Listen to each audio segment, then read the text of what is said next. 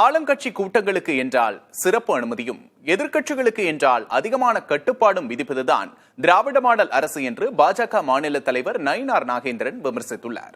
டெல்லியிலிருந்து சென்னை திரும்பிய நயினார் நாகேந்திரனிடம் திருச்சி சுற்றுப்பயணத்திற்காக கடும் கட்டுப்பாடுகள் விதிக்கப்பட்டிருப்பதாக விஜய் குறிப்பிட்டது குறித்து செய்தியாளர்கள் எழுப்பிய கேள்விக்கு அவர் இவ்வாறு பதிலளித்தார்.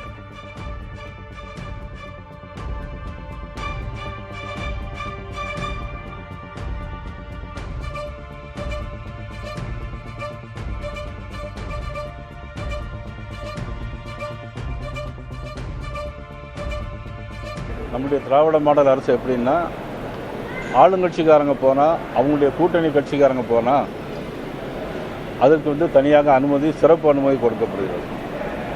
திருநெல்வேலியில் காங்கிரஸ் கட்சி மாநாடு நடந்துச்சு. காங்கிரஸ் கட்சி மாநாடு நடக்கிறதுக்கு அரசு பஸ்ஸுகளே போச்சு. ஆனால் நமக்கெல்லாம் பேருந்து வந்துனாக்கி அதுக்கு தடை வைக்கிறாங்க.